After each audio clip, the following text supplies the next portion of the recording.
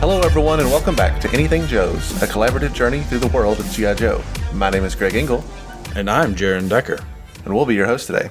Today on Anything Joe's, we are talking about Marvel's G.I. Joe, A Real American Hero, number 4. As we slowly make our way through this series, we are learning more and more about individual characters on the original 13's team, and this issue is no exception. So, without further ado, let's pull up the cover and get started. G.I. Joe number 4 is got the same cover artist, the inker, as the last issue, which is Bob Hall and Al Milgram, who we talked about briefly, that I had the pleasure of meeting. These are the only 2 issues that they did cover work for.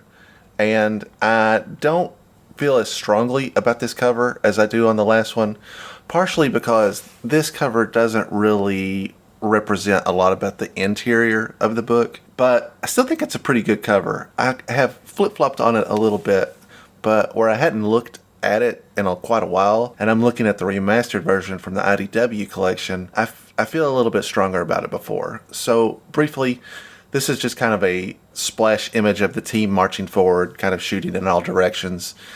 Hawk is in the lead, and I am making a educated guess that is Hawk, because they gave him some kind of beret, which he doesn't normally wear, but everything else kind of falls in place. And then he's flanked by Snake Eyes and Scarlet. Scarlet, I think, looks really good. Something about her hair is like shampoo ad looking, like it's real floofy. She looks like she could be the lady in King Kong. Yeah. And the Snake Eyes has got his like double fisting guns. And then kind of prior to that, you see a bunch of other characters. There's Stalker, there's Rock and Roll. I'm not sure if that's probably Flash. He doesn't have his gloves on, so I can't tell which one he is. After those 4, it gets 5. It gets a little bit dicey. Further back, not super sure who those green shirts are in the back.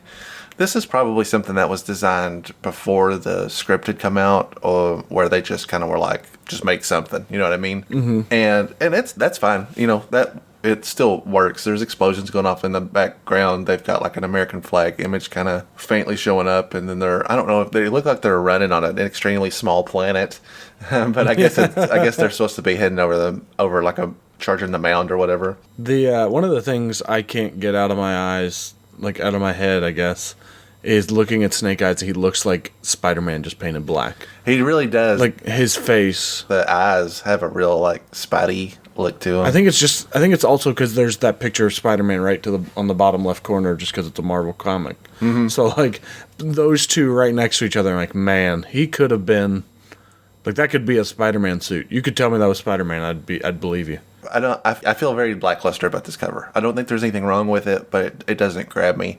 And certainly when I think about the first year of covers, this is not one that comes to mind very often. But it's fine. There are worse covers in the line. I would honestly take a cover with just Scarlet. This version of Scarlet. Just make her bigger.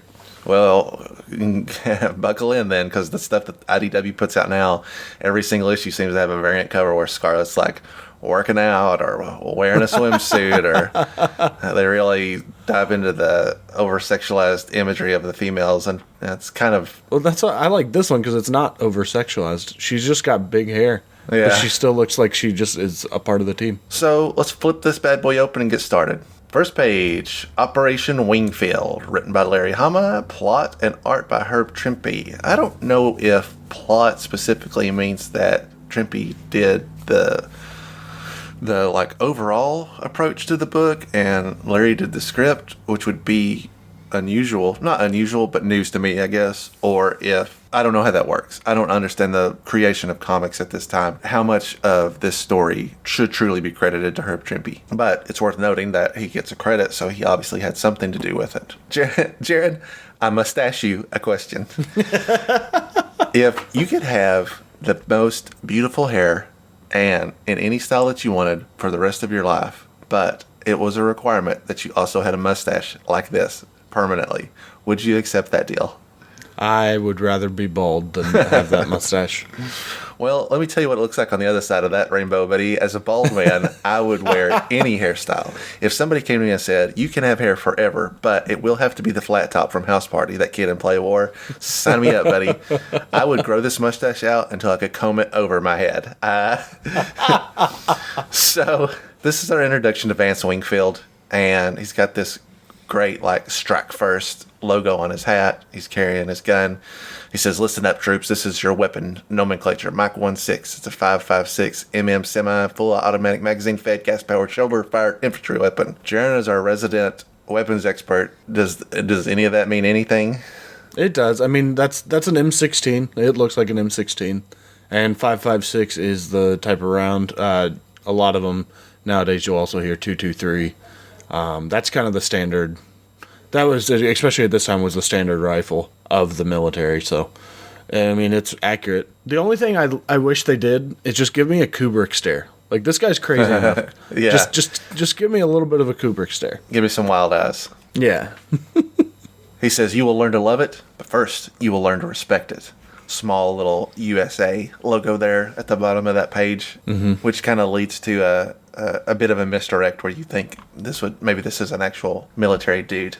When I read it, I was like, oh, is this like a new Joe? Maybe he's just aggressive. Yeah, I think he does look like a kind of a real tough drill sergeant. Well, in a way, he is, as we'll learn. Yeah. First file by the numbers. Proceed downrange, taking evasive action on the double. Move it out. So you see a big American flag in the background. We've got some recruits all lined up here. He's pointing to the side. They're at a shooting gallery.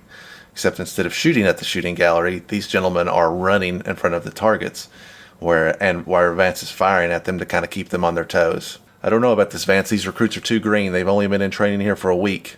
"Your wife's right, Commander Wingfield. Using live ammo at this stage is too dangerous." "You're out of line, Carruthers. And Sherry, when I want your opinion, I'll ask for it. I'm not here to wet nurse a gaggle of panty wastes."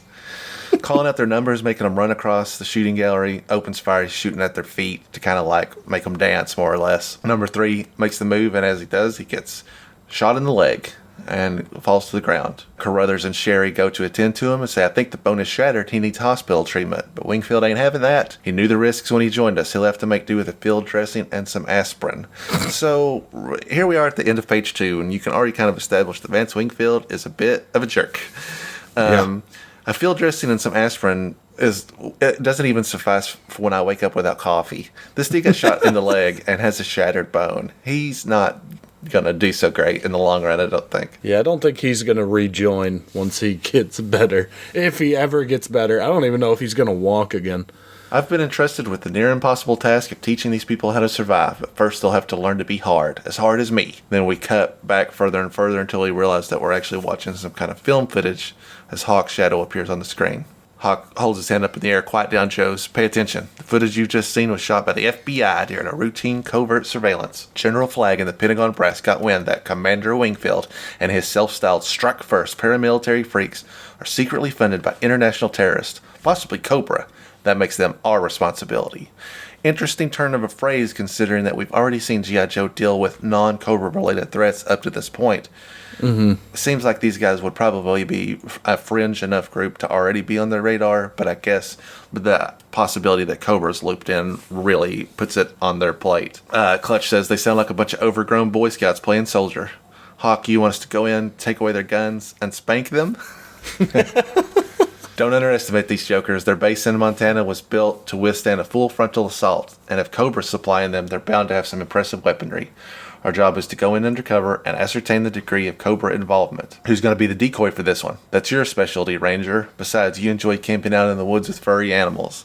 So again, another interesting thing to bring up is that instead of being called Stalker, they call him Ranger. And this is a pretty easy no prize, more or less, because on the original cards for the G.I. Joes, they used to have their specialty in kind of big print and their code name in smaller print. And as most people know, Stalker is a Ranger. That's like his class. So I'm guessing there was a mix-up there. It's interesting that, Jaren, I always let you read the original copies of these, and I am reading the remastered versions, which are... Oh, thanks. Well, the reason behind that is if they make any changes or variations, this is kind of like the way to do a side-by-side comparison to bring up anything that has changed from the original printing to the current printing. But unfortunately, it seems like they don't make a lot of effort to correct anything like this over the course of time. And I can believe that maybe that they just think that even with all its flaws, it's not worth messing with art. Yeah. But he should be called Stalker. And Yeah, I mean, he might. The way I read it was just that he was like messing with them. Like he was saying, "That's your specialty." You know, like you're the ranger. You know, that's the way I read it. Like, that's actually a totally good point. That he could just be like, as the equivalent of saying, "That's your specialty, infantry." yeah. I'll buy that. Or send this man a no prize. Do you know what a no prize is? No, I don't. Okay, so I guess again, this is one of those things where I forget as an old man that there are newcomers that don't. In the old days of Marvel Comics, if they made an error in the comic book and a reader wrote in and would be like, just what you did, basically, explains away a mistake so it doesn't seem like a mistake, they would send you a thing in the mail called a no prize, which was literally just like a little postcard that was like, here's your no prize. Like, you don't actually win anything, but congratulations. And it was like a big thing. It was in all Marvel comics for Like decades. a badge of honor. Yeah, absolutely. I would love to have a no prize, but I wasn't smart enough to explain stuff like this away. Well, I'm waiting for my no prize then. Yeah, you'll be waiting for a while. Interestingly enough, at the time of this recording, I went to my comic book shop today, and they were running variant covers, and I picked up a Spider-Man variant cover, and it was called a no cover, and that's a nod to the no prize era. It's a blank cover. Like, it's pretty clever. That's awesome. One other thing that I would say about that, at least that little bit of line, is from what was it, the second issue where you see him like actually out in the woods taking pictures of it. Mm-hmm. It's a nice little callback to that. Good point. Like, hey, don't forget that he was out in the woods doing things. Yeah, absolutely. He likes furry animals. He wasn't shooting them. He was shooting them with the camera. I also really love this era of just the original 13 guys just cutting up with each other. Like, you really see that these guys have kind of a social connectivity with each other. Mm-hmm. Klutz joking around, and yeah, they're just kind of like getting underneath each other's skin. You don't see that, I don't think, as much anymore, and I miss it. I think it's really fun. Yeah, I think it's one of those things that harkens back to, you know, people with military service. They always describe it as a brotherhood, you know. The people they served with were family, and you treat your family like this, you know. It's not all serious, you know. You have times where you mess with each other, you play around. So it's kind of cool to get into that kind of scenario where they're just making jokes at each other. They're all sitting there. I mean, most people have been in a big meeting like this, and it is just the worst. Yeah, you sure. know, you're just sitting there getting your thing, your debrief, you know, like, and it's just boring. So you can cut up and have fun until you get yelled at. For this mission, we'll use a 2-man insertion team with the third man on the outside. Snake Eyes will be the backup man. I'll be number 1 man on the insertion team, and Grunt will be number 2. Have fun with the furry animals, Grunt. Interesting that Hawk, basically the field commander, is optioned up to be the go-to man in this. But cool, because when you look back on this historically, there aren't a lot of stories where Hawk is really in the thick of it, so to speak. Partially because it's pretty early on that Hawk takes a larger position with the Joes, so it makes even less sense for him to like be in a combat scenario, much less an undercover op. So that's another thing I really like about this story. Let's go. I want your gear packed and ready to go in 10 minutes. Get the lead out. I want you unpacked and in formation on the parade grounds in 10 minutes. Grunt and Hawk are now in like civilian clothing. Hey, I already went through this in basic training. Well, you're going through it again. Commander Wingfield will address the new recruits at 1500 hours on the button. They cut to a background shot of the bus where families are unloading and children and women. Grunt says, Hawk, some of the new recruits brought their wives and kids with them. Wingfield apparently encourages it. When you have power over a man's family, you have power over the man. So a real like cult mentality here where Wingfield is not, I mean, he'll stoop to any low basically to get to his goal. I like that when it shows them in their civilian clothes. Hawk is in like regular clothes, like, you know, he's got his top button undone. You can see a t-shirt underneath it, and then Grunt's in a full suit, a full purple suit, real classy, man. He's dressing for the job he wants for sure. So Wingfield's giving him a speech. You have taken the first important step towards ensuring the continued existence of your families. Well, I assure you the second step, your training will be far more difficult. It must be to fully prepare for that most horrible third step, the grim reality of survival after the total collapse of civilization. Her training commences promptly at 0600 hours tomorrow. So it's pretty clear at this point that this is kind of like something that we still see today, kind of like the bunker survivors, like the people that stockpile guns and have a real bizarre grip on reality, for lack of a better descriptor. Mm-hmm. Captain Carruthers will now march you over to the quartermaster's shed for field gear and uniform issue. Grunt and Hawk are kind of like already scoping out the place. You see that big building with the ventilators on the roof? That must be the ammo dump or armory. Big fans like that are used to vent off fumes from high explosives. That night, they are awake and reviewing what they've seen while they're scoping out the security. The entire camp is enclosed by hurricane fencing topped with number 3 barbed wire. Not as good as number 4 barbed wire, but not as weak as number 2 barbed wire. There's a reinforced guard tower at every corner, another at the main gate, and one more overlooking the airstrip. Did you pace off the intervals between the floodlight masts? One every 50 yards all around the perimeter.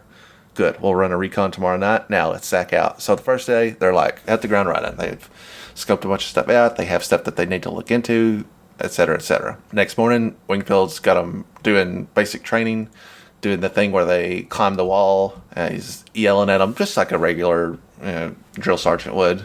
Get your face down in that mud, trooper. Mud washes off, bullet holes don't. Don't look down, don't look back. So they're like, they climb the wall, they're going through the pipe, they're swinging over the water. It's your basic American ninja obstacle course. I've been imagining music this whole time.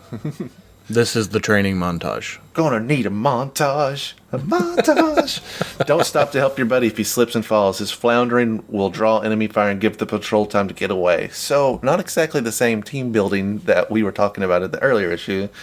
Wingfield has basically got you're working for me, and if you're a weak link, then you're out.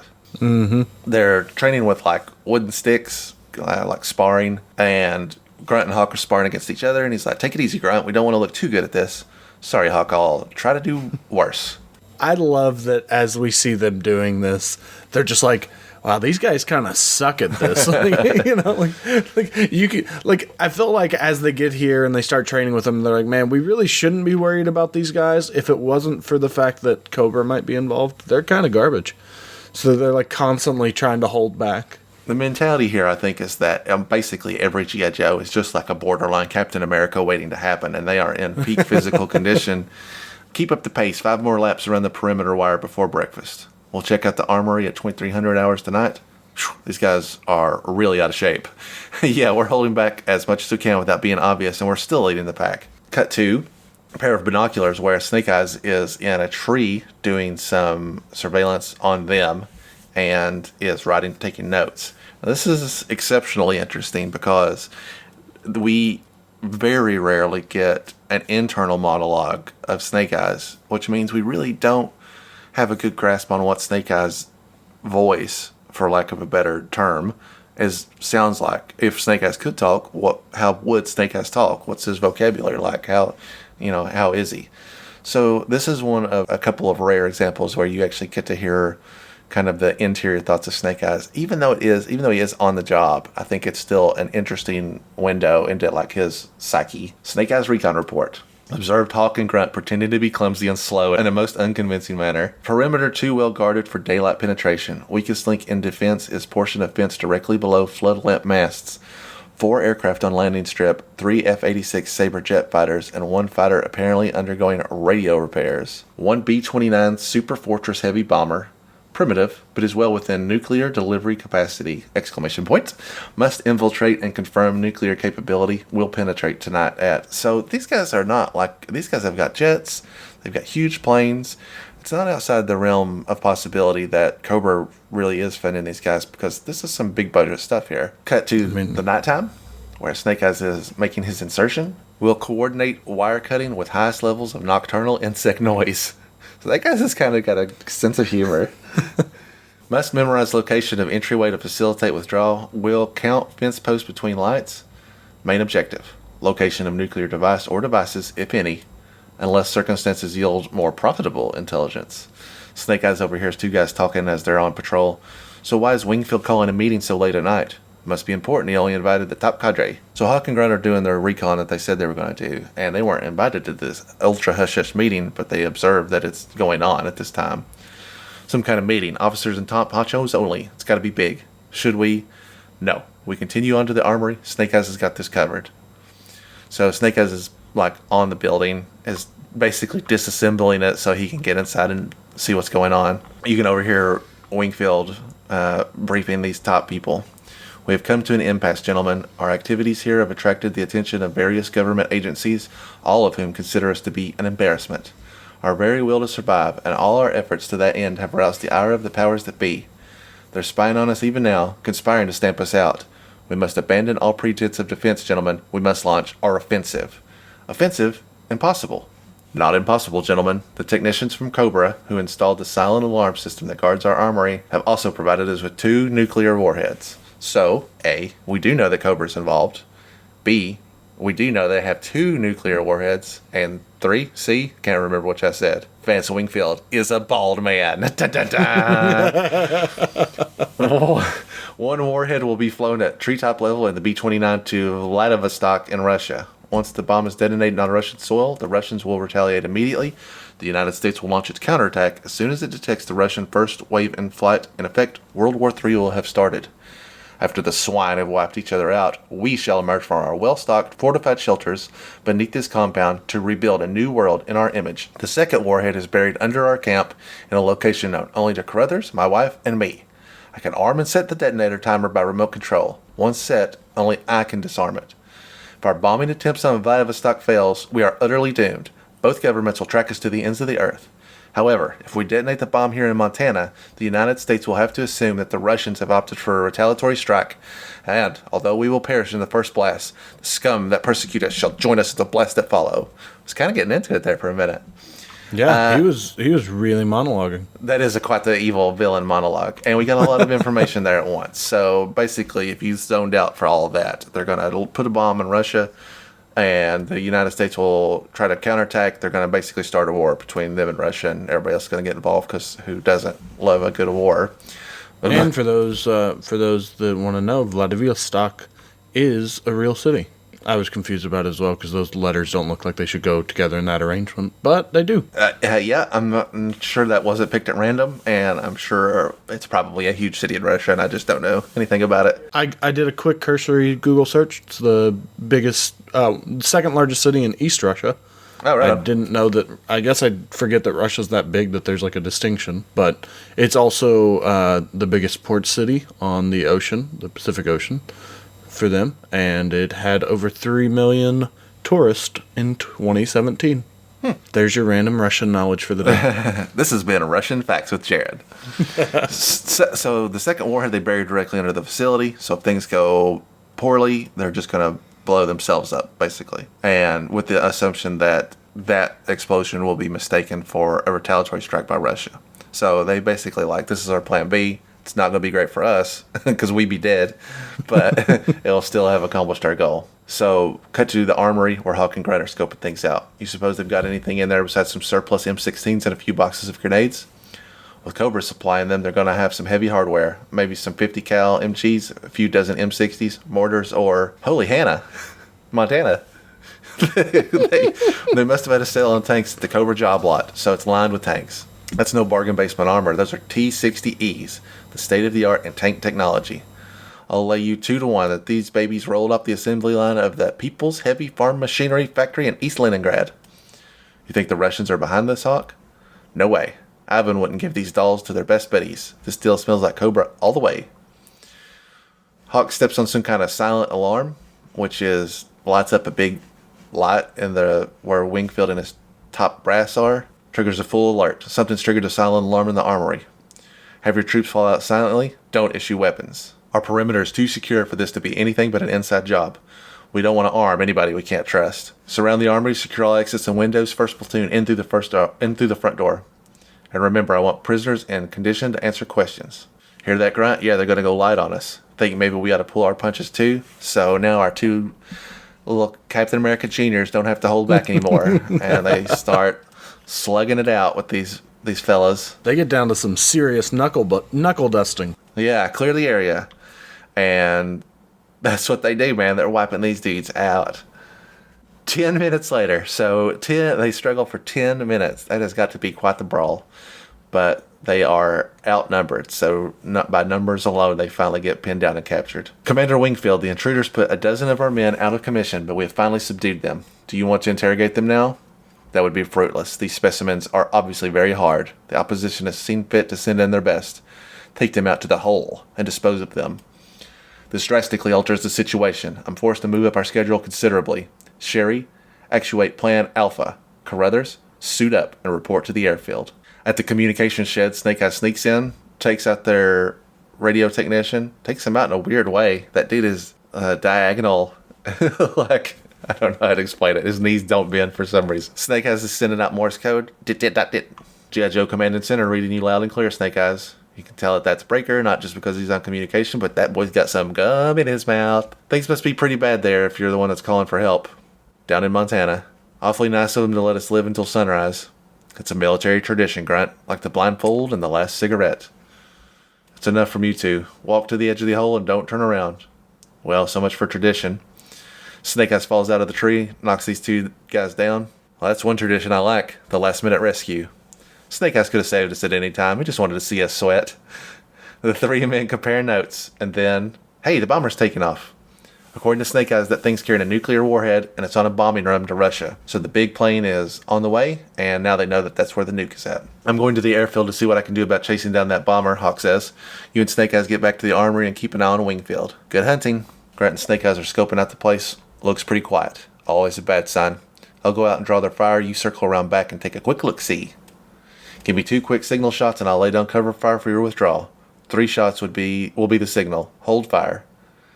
Grunt immediately hits the ground as they open fire on him. That was close. That's what I get for talking while sneaking. Wingfield yells, he's behind that rock. Machine gunners lay down a field of fire. So Grunt takes cover behind a rock. Snake Eyes is on the roof, and you just have this long rat-tat-tat-tat-tat-tat where they're drilling at him. Hurry up, Snake Eyes. This rock's not going to last much longer. Not with this pounding. Snake Eyes is peeking down into the building in an incredibly acrobatic ninja pose. Sherry, Plan Alpha is now in effect. You will prepare to arm the women and children at the first sight of a full assault. The children too, Vance? Plan Alpha was purely theoretical.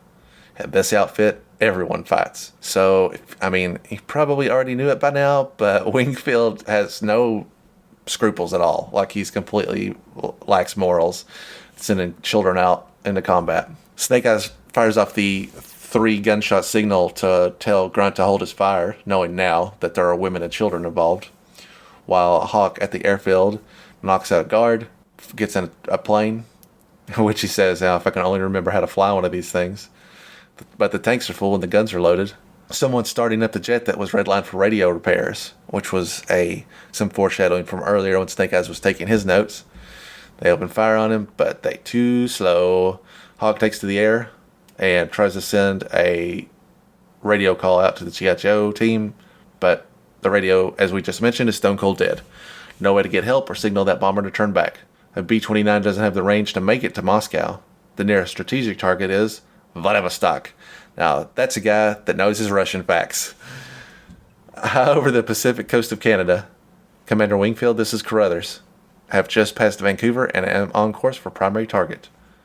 Proceed as directed, but be prepared to take evasive action. The opposition have commandeered one of our aircraft. We believe they are aware of your destination. Back to Snake Eyes and Grunt. Snake Eyes, you made it back. I'm sort of glad that nuclear warhead is on a fast plane traveled away from me and not sitting in Montana with us and... Uh-oh, I don't like that look you just flashed me. What does it mean? Well, I guess Snake Eyes forgot to tell them that there is a second nuclear warhead buried directly beneath them. So Carruthers and Hawk are in a bit of an air struggle. I can't even radio Carruthers to give him a chance to turn back. All I can do is bracket my shots on the fuel tanks and engines, give him the option to bail out if he wants it. Opens fire on him, lights him up. He says, jump, Carruthers. But Carruthers is a man of conviction, and the B-29 plunges into the ocean. Back to Wingfield. The transmission line onto our bomber just went dead. They've shot down Carruthers. We're finished. Vance, you're not going to... Shut up, Sherry. I know what I'm doing. I'm activating the remote timer. We shall see this through to the end with honor and dignity befitting. One of the women speaks out in the crowd. Wingfield, you're crazy. I don't know what you're babbling about, but I'm taking my kid and I'm walking out of this madhouse. No, you won't. I'll brook no desertions at our greatest hour. Pulls his gun on him. You're undermining the integrity of our final gesture. 10 minutes from now, nothing will matter anymore. I have no reason not to shoot you. 10 minutes? What are you talking about? Oh, trust me, in 10 minutes, everything will be resolved. So, no big deal that I guess they didn't know there was a nuclear warhead underneath them. Now that the timer's is on, that's pretty much the end of the line for everybody. Wingfield is sweating here, like he knows what's going to happen, and maybe he's not second guessing, but he's in the thick of it now. Sherry, back me up. Sherry goes out to pull her gun. Don't worry, Vance, I know what to do. Points the gun, shoots Vance in the back. I mean, Wingfield. We're not on personal. I'm not personal friends with Vance Wingfield. G.I. Joe team is coming in with the chopper. Like, again, it's called Stalker Ranger. We'll touch down right in front of the main door. There's Grunt and Snake Eyes. They'll take the point with me. Move it out, Joes. We're going in. So the Joes break down the door, and the rest of the team has basically arrived. Stalker's got point. Everyone freeze. Drop your weapons and assume the position now. Hawk, where were you? We thought I just burned out a jet engine getting back here. Drop the gun, Mrs. Wingfield. It's all over. You don't know how right you are. Before you arrived, my husband activated a 10-minute timer on a nuclear warhead buried under those ammo cases. He was the only one who knew how to deactivate it. It's impossible. It is a little odd that Hawk was able to get back here so fast, but yeah. I guess in the interest of wrapping things up, you got to suspend your belief. Yeah, when I was reading this the first time, I was like, wait, so was I just wrong and that was Grunt the whole time in the airplane? And then I got to the next page and I was like, oh, wait, no, Grunt's here too. Okay. Lady, impossible doesn't exist where we come from. Just show us where that bomb is buried. Here at the bottom of this shaft. Tell Zap to bring his demolitions kit up here. The control in the remote box will raise the warhead to our level. Zap, this is your show now. You've got exactly 5 minutes. So pretty cool that the rest of the team gets here and that we have again, I really like how there are so many specialty focused Joes in this era that are available when something like this comes to light. This is Zap's thing, and if you know your original characters, in a bomb disposal, Zap would be the guy that they would probably bring in. And Zap puts on his little headphones. He's got a little microphone thingy that he puts on it, and he knows what it is right away. Standard Type 7 warhead with a simple spoken hub detonator. Give me a hand with the nose cover. The hub contains U-235 and is held in position by 4 spring-loaded spokes. If it drops, we get critical mass and want a mucho big bang. Grunt, it's your job to hold onto that hub and keep it from dropping while I torch through the spokes. You got that, amigo? I got it, Zap. Grunt puts his hands on the little orb and starts cutting through the spokes that hold it in place. Jaren, you got any nuclear warhead facts for us, since you're my weapons guy? I wouldn't be touching it. That's all I know. They're like, yeah, just grab it. I was like, oh, I don't really know anything, but man, I feel like maybe grabbing it's not the best thing. I think they'd at least put on a pair of gloves, but yeah. I guess time is of the essence. Well, and if you're basically a just slightly lesser Captain America, I don't think you're worried about a little bit of extra nuclear radiation. Probably eat it for breakfast, honestly. Zap cuts through the 4 spokes, and Grunt is struggling with lifting the warhead out. How could such a little gizmo be so heavy? All that's inside is a chip of U-235 the size of a chiclet. The rest of it is solid lead, chrome alloy still bonded with. Lighting up with the science lecture, Zap. My man Grunt about to save the world from glowing in the dark. I ain't saving nothing unless you 2 cut me some slack and give me enough elbow room to lift this detonator away. Pulls it out, and the bomb has been defused. Good work, Grunt. The tech boys from Aberdeen checked out the warhead. They told me that its shielding was intact. You don't have to worry about decontamination or radiation poisoning. See? No problem. There was never any risk. The techs also told me that the timer on the detonator was running fast. It only had 3 seconds left to go, and you lifted it clear. Whew. Big pickup truck with some scrap is driving around outside. I bet those locals are sure glad we're on the job. Cut to these locals. Well, Clem, looks like they moving in some real soldier boys up to the old Wingfield place. Yeah, liquor prices are going to go up, and the sheriff will be setting a speed trap again. Best be keeping a close eye on your women folk, too. Pretty nice little nod to how the G.I. Joe team takes care of stuff with no recognition. Like, even the locals didn't know what Wingfield was doing up here. And they don't do it for fame and glory. They just do it to get it done. And that brings us to the end of issue 4. Jaren, what's your thoughts on this issue? I've got one last point on that last page. Yeah, man. I'm really glad that they referenced chiclets. Very underrated. Just gotta say that. I had to make sure that we couldn't pass it without at least mentioning. I actually really liked this issue. Like, I don't know what it is. I don't know if it's that it was just bad guy of the week again, and I don't know what it was, but I actually really enjoyed this one. Like, I think it's probably partially the little bit of jokes, the little bit of cutting up between them, seeing that relationship and the dynamics. The about to save the world from glowing in the dark, one of my favorite lines in any comic book I've read in a while. Mm-hmm. Just a severely underrated one from Ranger, because that's what they keep calling him. So I guess my my no prize doesn't work there because it doesn't make sense in the last time that they call it. So, but I like this episode or this issue. Sorry, I'm excited to see where they go from here. I'm starting to really like these characters, especially as they kind of expand them more. Because even though this one was primarily Hawk and Grunt, there still was time for, a few of the characters to get their little bit of moments. You got Stalker, you got, a few of them there that kind of get their little, they jump in and do their thing, and it kind of expands on them. This one honestly might be one of my favorites. Yeah. Looking back on this issue, it's not one that I have reread, and this is probably the first time I've read it from start to finish in, over a decade, easily. But it really does hold up a little bit better than I was giving it credit for, I think. Interestingly enough, I can't remember at what point, and it might actually be in the Devil's Due run, but at some point they go back and write in that this camp, which is called the Strike First Training Compound, was actually supposed to be a secretly an undercover Cobra recruiting center. So they were a little bit thicker with Cobra influence than they let on at this point. Mm-hmm. I think it's cool that we haven't really had much Joe Cobra interaction. It's got almost like a Cold War vibe, like they're kind of interacting, but they haven't really come to blows yet. The other thing to note about this is that Vance's son, Tyler Wingfield, who's basically just like an infant or toddler at this stage, would come back in the alternate continuity in Devil's Due and would once again terrorize the G.I. Joe team briefly. And we'll cover that at some point down the road, but it's worth bringing up that this would not be the last time that the Wingfield legacy would be referenced. Last thing I want to talk about before we wrap up, because it's something we've been talking about pretty much regularly, is that they did release a comic book 3-pack of figures with these, and the figures that were included were Zap, Grunt, and yet another Snake Eyes. So we've talked about these briefly every time we reference them, and this is one of the ones that I actually have the biggest issue with.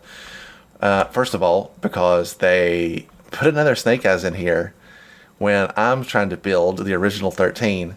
And secondly, this is the first time that they really deviated from what was a pretty good formula, and they put Grunt in his what they're calling the Strike First outfit, which is the name of the compound. And so there is no Grunt in just like his regular dress screens, basically. And I have a huge problem with that. It really bothers me to this day. The Snake Eyes figure is fine because it's just a Snake Eyes figure. And I even accept that Snake Eyes is a figure that sells, so they're like, well, we want to sell these, we'll put another Snake Eyes. And the Snake Eyes that was in issue 2 is not, that figure is not this figure. They're considerably different. This is just your normal Snake Eyes for your lineup. But not getting that regular green, that like regular military green Grunt outfit is a huge pet peeve. On top of that, if you look at this figure, he is like barrel chested, like he is Rob Liefeldian in proportions. So I think this is one of the weaker comic book packs, but I do love that Zap, and they did a great job with these. When you have all these figures together from this set, it looks great, especially if you're a fan of these original, first couple of years, just the core team. It's arguably one of the best lineups of the OG-13. I mean, obviously, nothing can touch the original vintage, but if you're like me and you like the detail that comes with the modern figure, the modern lineup, I don't think, captured the likeness and characteristics of the original 13 as well as this run does. Because these are straight up O-ring figures. They just have way more detailed facial sculpts. So anyway, I'm not going to go off on a tangent, but I think it's worth bringing up that in these early issues where they were putting out comic book packs for all the single issues, These are all cool figures, and if you have them, good on you. And if you don't have them, you can always seek them out. There's only a couple that are preposterously expensive, but I think as a whole, they're worth your time. That's a cool figure. Yeah, they're great. This is one of those ones that I need to track down and get because I don't have a grunt yet. They're great. If you can find them loose, they're not crazy expensive. The exception to that is there's a Snake Eyes origin issue where it's like a Vietnam pack where they're all in their military outfits. And that one, even for me, which I missed originally, was pretty hard to track down. But eventually I'll find all the little pieces I need for it. And that's going to do it for another episode of Anything Joe's. We'd like to thank everyone that's listened. We've been receiving a lot of messages since we announced to go bi-weekly, and we greatly appreciate that. I've said it before, but all feedback is good feedback. We try to be responsive to all that, and we try to respond to everybody that writes to us. So thank you. Keep it coming. We love it. You can reach us on Twitter and Instagram at anythingjoespod. You can email us directly at anythingjoespodcast@gmail.com. You can join our flourishing Facebook group on Anything Joe's Pod. And you can find our YouTube channel at Anything Joe's. Just under YouTube. Search http://www.youtube.com. Yeah, and that's going to wrap it up for us. Thanks so much for listening. We look forward to talking to you again in 2 weeks, where anything's available for discussion here on Anything Joe's.